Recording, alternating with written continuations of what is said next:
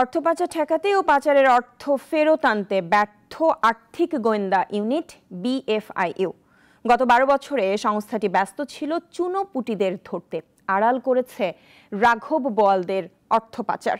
বিশ্লেষকরা বলছেন, স্বতন্ত্র ও স্বাধীন সংস্থাটি প্রতিষ্ঠার পর থেকেই নিষ্ক্রিয় ছিল। তাদের অভিযোগ, সংস্থাটিকে দলীয়করণের মাধ্যমে অকার্যকর করে রাখা হয়। সাইদ আরমানের রিপোর্ট। গণরোষে বিদায় নেয়া আওয়ামী লীগ সরকারের সাবেক মন্ত্রী সাইফুজ্জামান চৌধুরী বিপুল সাম্রাজ্য গড়ে তুলেছেন বিদেশে। যুক্তরাজ্যে তার ও স্ত্রীর সম্পদের তথ্য প্রমাণ থাকা সত্ত্বেও কোনো ব্যবস্থা নেওয়া হয়নি। মন্ত্রী পরিবারের অপ্রদর্শিত সম্পদের তথ্যটি নিয়েছিল জন উদ্বেগ। বাংলাদেশ থেকে পাচার ঠেকাতে এবং পাচারের অর্থ ফেরত আনার দায়িত্ব বাংলাদেশ আর্থিক গোয়েন্দা ইউনিট বিএফআইইউ এর। সংস্থাটি ক্ষমতাচ্যুত সরকারের শাসনামলের প্রথম মেয়াদে প্রতিষ্ঠিত হলেও গত এক যুগে বড় কোনো সফলতা দেখাতে পারেনি।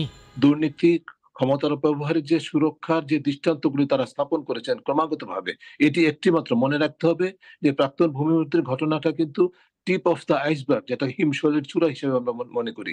এর আরো অসংখ্য এরকম এই ধরনের ক্ষমতার মাধ্যমে সম্পদ দেশে এবং দেশের বাইরে পাচার করার দৃষ্টান্ত রয়েছে। দেশ থেকে পাচারের পরিমাণ, বাৎসরিক চিত্র কিছুই উদ্ঘাটন করতে পারেনি স্বতন্ত্র এ প্রতিষ্ঠানটি। উল্টো ব্যস্ততা দেখিয়েছে চুনোপুঁটি ধরতে আর মারতে। অথচ রাঘব বোয়ালদের ব্যাপারে নিষ্ক্রিয়তা দেখিয়ে প্রমাণ করেছে দলীয়করণের। তারা যে ব্যর্থতার পরিচয় দিয়েছে সেটার দায়িত্ব তাদেরকে নিতে হবে, এবং যে প্রতিষ্ঠানগুলোর কথা বললাম প্রত্যেকটি প্রতিষ্ঠানকে ঢেলে সাজানো ছাড়া কোনো বিকল্প নাই। বিএফআইইউ, দুর্নীতি দমন কমিশন, জাতীয় রাজস্ব বোর্ড, পুলিশের CID, attorney general office, NBR, এই প্রতিষ্ঠানগুলোর পরে যে অর্পিত দায়িত্ব আছে অর্থ পাচার প্রতিরোধ করার, এই জন্য যারা দায়ী তাদের সবাইকে জবাবদিহি করতে হবে। 2012 সালে সংস্থাটি প্রতিষ্ঠা হয় আইনের আওতায়, কিন্তু এর শীর্ষ পদে নিয়োগ দেওয়া হয় দলীয় বিবেচনায়। সবশেষে দায়িত্বে থাকা মাসুদ বিশ্বাস পট পরিবর্তনের পর পদত্যাগ করেন, যার বিরুদ্ধে অনৈতিক সুযোগ নিয়ে নিষ্ক্রিয়তার কথা উঠছে। আলোচনা রয়েছে মাসুদ বিশ্বাস একটি চক্র গড়ে তোলেন সংস্থাটিতে, যারা দায়িত্ব ধামাচাপা দিয়ে ব্যস্ত থেকেছেন অনৈতিক ফায়দা নিতে।